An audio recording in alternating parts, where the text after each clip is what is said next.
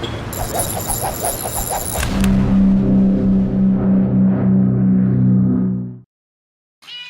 not like Boston rappers are not as good as some of the national rappers just because they're not as famous. That's crazy. There's a lot of cats out here that been doing it, man. There's so many good artists here in Boston, man. It's just pretty tough for people to make it out. There's a formula. It's so good. It's almost crazy, a lot of the music that's coming out of here. Catch me in JP, you can catch me in Dorchester, South End, Mission Hill, Cambridge, and I'm gonna go get what I wanna get. You gotta be in your blood. You can't just wake up and say, you know, I'm gonna be a rapper now.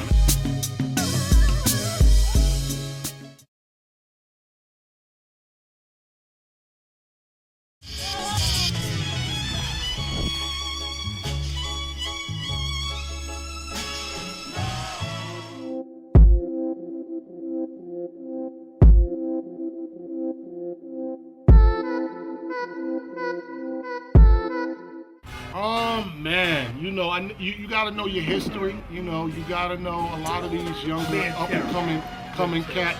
They don't know the history. They don't know, you know, the legacy of hip hop. So for me, you know, you gotta know where it came from. You had the almighty RSO, which turned into Made Mid. You had, you know, Popeye and Spinach. You had the GQ, Top Choice Click. Joint Ventures. You had a TDS Mob. You know, you had a lot of cats. Actually, TDS Mob was the first cat that I ever seen on BET. Hello. This is the, you know, one of the pioneers from TDS Mob. Hello. Jesus. This record they had called I Don't Know What This World Is Coming To. I seen that on Rap City. That was the first joint I ever seen from Boston, and it inspired me, like, to you know, be as good as I could be. And you know, you have Gangstar that came from here, Guru, and you know, the original Gangstar with Mike D and all that. So yeah, there was a lot of in the you know, mid '80s. There was a lot of great artists and acts out of Boston. But at the time, y'all weren't, you know, supporting each other. We was. No, it wasn't none of that. It wasn't none of that hate back then. Because it was hip hop. You know what I'm saying? It was real hip hop. So it started off. Battle. We really would battle. Like, yeah. You would really get your whole crew, and we'd get our whole crew, and we'd go to Shea Vu or the Lee School or different little venues that we had at the time, and we would set up a battle. Everybody would know about it. Everybody would be there. It was a legit battle. I remember the battle I seen was RSO versus Slaughter Crew, the original Slaughter, okay? With my man Kev Ski, yeah. Killer DJ, yeah. The original DMX, the beatbox. Yeah, original DMX. And Tangy Juice. Yeah, and they battled RSO, and it was one of the most classic battles that I ever seen. BK Crew battled RSO back then. So there was a lot of that going on. Like, you know, I mean, there would be little fights and stuff, but it was way more united because it was new. It was fresh. So when we did a show, everybody would show up. It was real legitimate love for the game. 88.1, Magnus is the pioneer of Boston hip hop. Yeah. He had a show called Lecco's Lemma, and that was the, you know, the blueprint for radio and hip hop. Rusty used to be on RBB back in the days. Him and Wallace T. Skeeter. We going way back. As a matter of fact, right? Believe it or not. So around what time is this? What year would you say? It's like 86. Yeah, 86, 85, yeah. 86. Wendy Williams used to work for RBB. Yeah, Wendy Williams was up here. She went to school here. She used to be on the air. Emerson, she was one of them. Yeah. So, I mean, that back then, you know, you really, Magnus kind of set the trend. He started playing nothing but local records. You could send in your tape, and he would play it, curses and all. Yeah.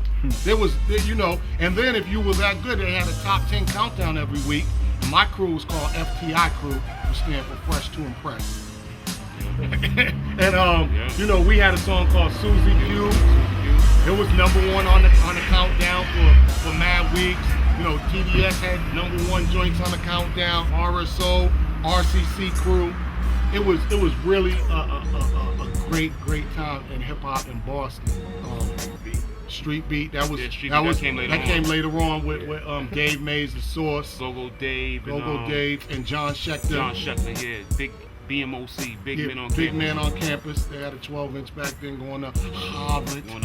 University. You know, we was up there with them at the inception of that. We was around for everything. Yeah. Anything that had to do with hip hop in Boston from the very beginning, I was there. Yeah, we right there. Right there in the front line. There. And back then, man, we used to have a lot of shows that used to come through, and you know, people would actually front as other artists. I remember when Scott LaRock died. Oh, God rest his soul. Yeah, tell him. BDP had a show at the Channel. The Channel was the venue to do shows at back then. It was downtown, and this dude came saying he was KRS-One because the promoter didn't want to cancel the show. It was the dude Levi 167. Yep. Remember that song? Way back then. He came as an imposter being KRS-One. And Levi 167 was light skinned. Yeah. And we had already seen the album cover. We had already seen Criminal Minded, so we was like, you ain't KRS. He's like, I am KRS. And back then, Boston was ruthless. They was throwing Coke cans, wave brushes, with batteries, with batteries. Anything you could get hit with, they got him off the stage with physically got him off the stage. Wave brushes. Yeah, I remember Milk D got hit in the face with a wave brush at Shea Boo. I was at that show. And it was like bow, right in it. He was singing and bow, hit him in the nose. He started crying. They rushed him off the stage. I mean, you couldn't come to Boston. After a while, it got shut down where we had no shows because we were so wild back then. Off the hook. Like, okay, I don't know if you remember this. Remember when Spice got thrown off the stage by Charlie Mack? I was there. From Fresh Prince. I was there. I was everywhere. You was at that show? I most certainly was. MC Spice, we love you too, brother. He's one of the pioneers. Yeah. Don't treat you good like a dog. He was really, you know, he was the type of rapper that didn't give a fuck. He would get at anybody. So he opened up for Jazzy Jeff and Fresh Prince. Yo, and after he finished his set, he said, and I want to battle the Fresh Prince right now. He can't fuck with me. Fuck that. So then when Fresh Prince and them got on stage, he was like, well, who's this MC Sugar or whatever he was, because it was MC Spice. He said, yeah, whatever with him, blah, blah, blah. Spice was in the front. Fuck that. He ended up jumping on stage. Fresh Prince looked at Charlie Mack, who's a big dude. Charlie, get this dude up. Charlie Mack grabbed him, threw him off the stage, jumped off the stage and started whooping his ass. Then Fresh Prince and them continued and the crowd went crazy. It was so classic, man. Classic. I mean, Spice, we want to thank you for that moment in hip hop. Yeah, that was a great moment, man. It was really great. What advice would you give for these, you know, dudes out here trying to do it big? Get a job.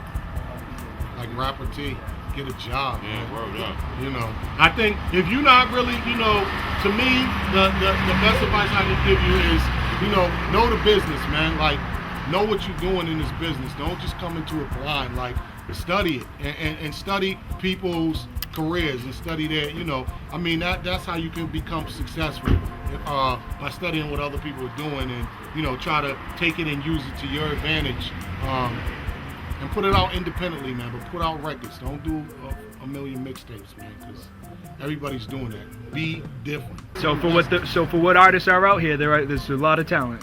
Yeah, the artists that are out here doing it, great. I don't think we need any more, unless they come in with something real fresh and new that's just undeniable, where you're like, this dude?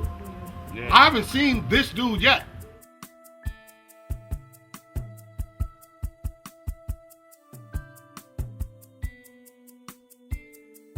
Yo, what up, y'all? Welcome to Beantown. It's Master Ace. I'm gonna big up my man behind the camera, DP, my man Ace. You know what it is, man. He just did his thing. We did our thing.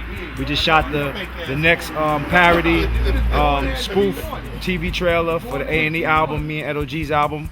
You know what I'm saying? This one's called Intervention. And big up my man Ace for holding it down on the camera and making it happen. All right. I'm gonna say this, and then, you know, I'm gonna go back to what I was doing.